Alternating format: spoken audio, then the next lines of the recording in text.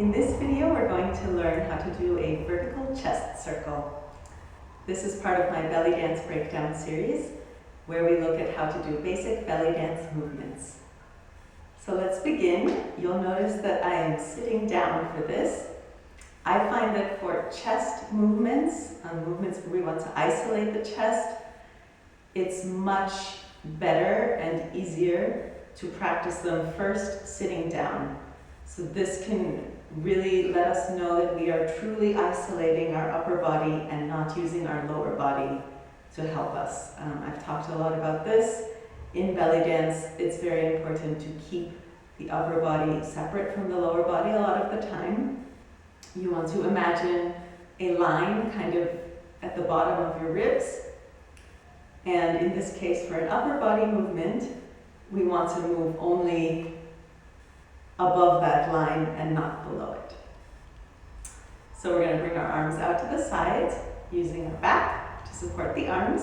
And I just want you to slide the chest from one side to the other, keeping in mind that you shouldn't be moving your lower body.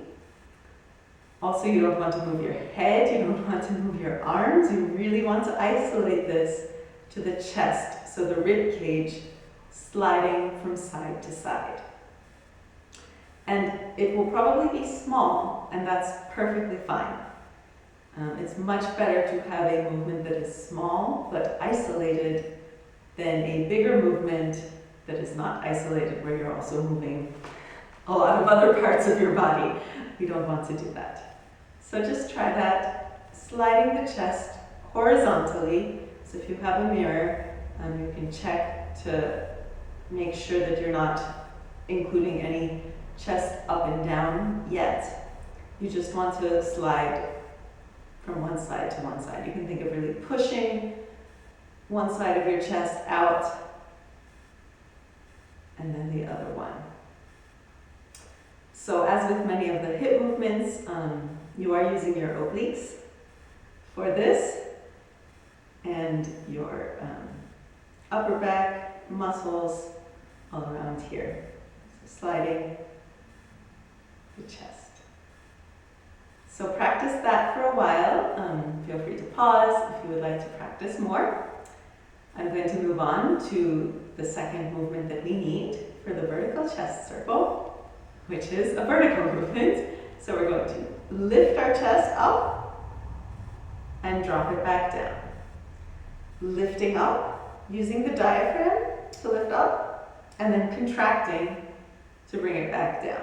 Up and down. And you want to be really careful, especially when you bring it down, that you're not collapsing. I can see this a lot sometimes. People collapse. You're just bringing your chest back, almost just back to neutral. It's not really sinking so much. It's coming up and then just a little bit lower than neutral. Up and down. Lifting and lowering. Lifting, lowering, lifting, and lowering. So once you practice that, and you have that as well as the chest slide, now we can put them together. So we're going to slide our chest out to one side.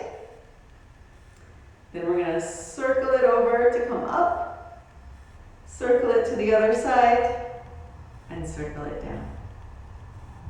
Side, up, other side, and down. And I want you, as you do this, to think of making a smooth circle.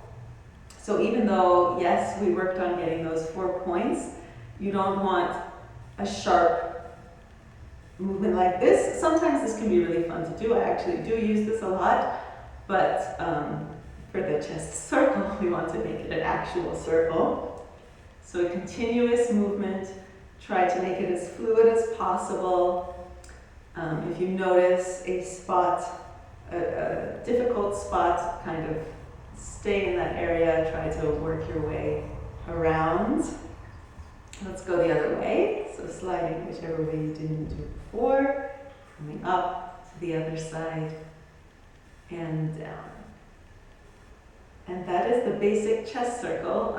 Really, I think the hardest part is isolating it, is trying not to move the lower body, trying not to move the arms, not to move the head.